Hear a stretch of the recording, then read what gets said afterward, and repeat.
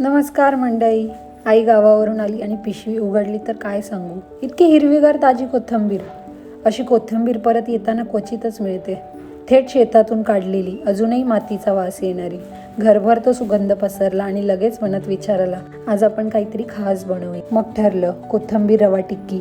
थोडी वेगळी पण अगदी सोपी आणि झटपट बनणारी रेसिपी. सुरुवात केली कोथिंबीर स्वच्छ धुवून. सर्वात आधी कोथिंबीर निसून घेतली आणि मग ती स्वच्छ धुवून घेतली. त्यानंतर मग इथे मसाला बनवण्यासाठी मी घेतले 4-5 कांदे, त्यानंतर 5-6 हिरव्या मिरच्या आणि अद्रक म्हणजेच आपलं आलं, आणि त्याच्यामध्ये अजून स्वाद वाढवण्यासाठी 10 ते 15 एवढ्या लसूण पाकळ्या घेतल्यात. आता आपण पालक रवा टिक्की डिश बनवतो, त्यामुळे बारीक रवा घ्यावाच लागणार आपल्याला. तर मी या ठिकाणी 2 वाटी एवढा बारीक रवा घेतलेला आहे. 2 वाटीपेक्षा थोडासा जास्त रवा घेतलेला आहे. जनरली आपण जेव्हा कोथिंबीरीच्या वड्या बनवतो तेव्हा त्याच्यामध्ये चण्याचं पीठ ॲड करतो, पण आपल्याला कोथिंबीर रवा टिक्की बनवायची आहे, वड्या नाही. त्यामुळे आपण इथे रव्याचा वापर करतोय आणि तो सुद्धा आपण बारीक रवा या ठिकाणी घेतोय. त्यानंतर आपल्याला मसाला बनवून घ्यायचा आहे. या टिक्कीसाठी लागणारा जो मसाला आहे त्याच्यामध्ये मी मिरचीचा वापर केला, त्यानंतर आलं लसूण जे आपण घेतलेलं त्याचा वापर केला.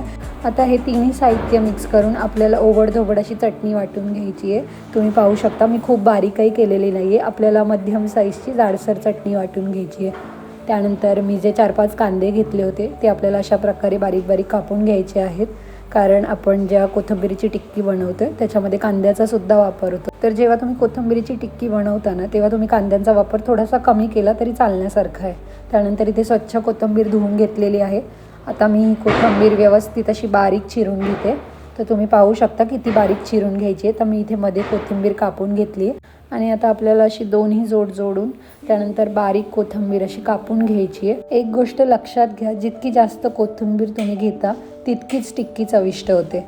त्यामुळे मी या ठिकाणी कोथिंबीरीचं प्रमाण थोडंसं जास्त घेतलंय. म्हणजे ही जी तुम्हाला दिसते ती जवळजवळ 1 जुडी एवढी कोथिंबीर आहे. आता या ठिकाणी मी तुम्हाला पुन्हा एकदा सर्व साहित्य दाखवते की आपण काय काय घेतलंय टिक्की बनवण्यासाठी. तर या ठिकाणी मी घेतले बारीक चिरलेली कोथिंबीर, त्यानंतर बारीक रवा, त्यानंतर इथे आपण चटणी बनवून घेतली आहे मिरचीची आणि अद्रकची, आणि या ठिकाणी मी बारीक कांदा कापून घेतलाय. आता या ठिकाणी मी गॅसवर कढई ठेवली आहे. त्यामध्ये आपल्याला 1 चमचा एवढे तेल टाकून मध्यम आचेवर ते तेल गरम करून घ्यायचं आहे.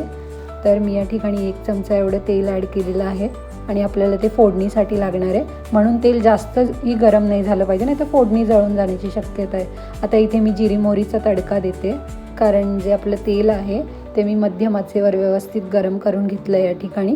आणि आता जिरी मोहरीला मस्त असा तडका लागलेला आहे. त्यानंतर आता आपण चिरलेला कांदा, जो आपण कांदा बारीक करून घेतला होता, तो या ठिकाणी परतून घेणार आहे. आता कांदा परतताना एक गोष्ट लक्षात घ्यायची की कांदा पूर्ण लालसर होईपर्यंत परतून नाही घ्यायचा आहे, नाहीतर त्या कांद्याचा स्वाद येणार नाही.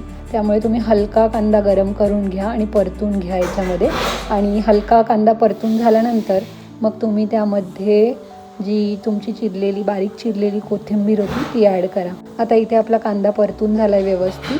आता आपण जो मसाला तयार केला होता तो मसाला मी याच्यामध्ये ॲड करते. आता मी जी लसूण, मिरची आणि अद्रकची पेस्ट तयार करून घेतलेली ती पेस्ट मी या कांद्यामध्ये ॲड केली आहे.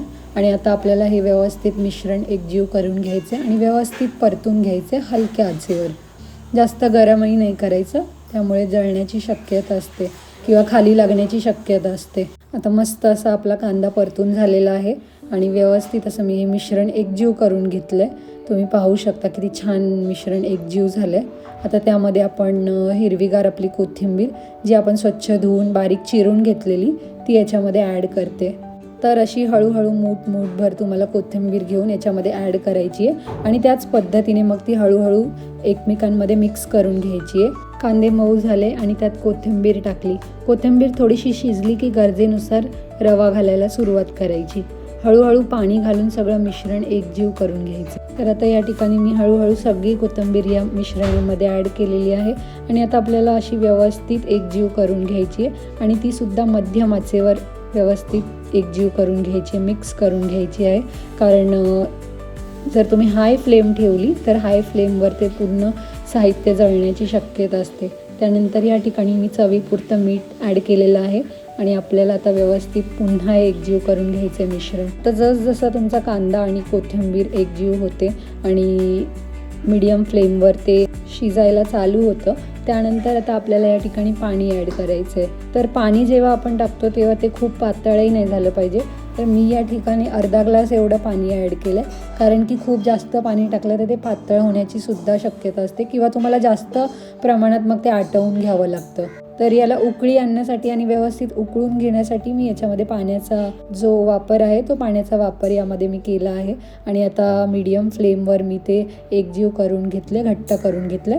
मी या ठिकाणी 2 वाटी एवढा रवा घेतला आहे आणि मग तो असा थोडा थोडा करून रवा याच्यामध्ये ॲड केला आहे. तुम्ही एकदम ॲड करू नका, नाहीतर तो पूर्ण घट्ट होतो.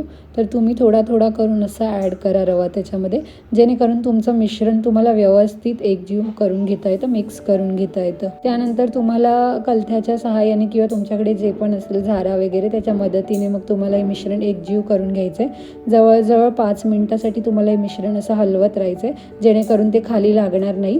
आणि जी गॅसची फ्लेम आहे ती मीडियम आचेवरच ठेवायची आणि मीडियम आचेवरच हे गरम करायला ठेवायचं. त्यानंतर आता हे आपले मिश्रण तयार झालेलं आहे, ते मी एका भांड्यामध्ये व्यवस्थित काढून घेतलं आहे आणि आपल्याला ते थोडं थंड होईपर्यंत तसंच ठेवायचं आहे. त्यानंतर मग आपल्याला याच्या टिक्की बनवायच्या आहेत. तर एका भांड्यात हे मिश्रण काढून घेतल्यानंतर मग मी ते व्यवस्थित असं त्या भांड्यामध्ये सेट करून घेते आणि त्यानंतर मग आपल्याला थंड होण्याची वाट बघायची आहे. थंड झाल्यानंतर आपण हाताला थोडंसं तेल लावायचं आणि मग असे थोडेसे वडे काढून आपण ती टिक्की बनवायला सुरुवात करायची. आता या ठिकाणी मी गोल गोल टिक्की बनवलेली आहे, तुम्ही पाहू शकता.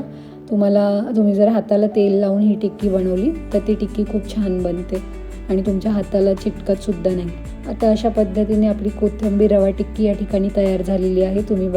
तुम्ही पाहू शकता एवढ्या कोथिंबीरच्या जुडीमध्ये किती साऱ्या टिक्क्या तयार झालेल्या आहेत. आता आपल्याला एका कढईमध्ये तेल गरम करायला ठेवायचे आणि तेल गरम झाल्यानंतर मी एक एक टिक्की याच्यामध्ये सोडते आणि एका टायमाला तुम्ही पाहू शकता मी या ठिकाणी 4 टिक्क्या तेलामध्ये सोडलेल्या आहेत तळण्यासाठी.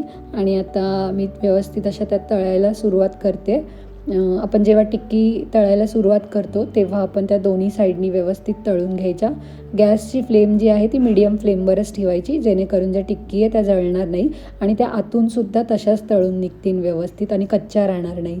तुम्ही या टिक्की ओव्हनमध्ये सुद्धा फ्राय करू शकता. जर कोणाला तेलाचा वापर करायचा नसेल तर ते ओव्हनमध्ये सुद्धा याचा वापर करू शकतात. आता तुम्ही पाहू शकता कशी टिक्की लालसर आणि स्वादिष्ट झालेली आहे. जी एवढी दिसायला खमंग झाली आहे ना, चवीला सुद्धा ती तितकीच टेस्टी झालेली आहे. जर याच्यातलं तेल तुम्हाला व्यवस्थित काढून घ्यायचं तर तुम्ही टिश्यू पेपरचा सुद्धा वापर करू शकता. या ठिकाणी मी असं तेल निथळून घेतलं व्यवस्थित आणि आता तुम्ही पाहू शकता आपली टिक्कीवाली रेसिपी रेडी झालेली आहे आणि किती छान दिसते. फक्त 15 मिनिटात तयार झाली गरमागरम कोथिंबीर रवा टिक्की. बाहेरून कुरकुरीत, आतून मऊ आणि कोथिंबीरीचा जबरदस्त सुगंध. चहा किंवा दह्याच्या चटणीसोबत ही टिक्की म्हणजे परफेक्ट संध्याकाळचा नाश्ता आहे. रेसिपी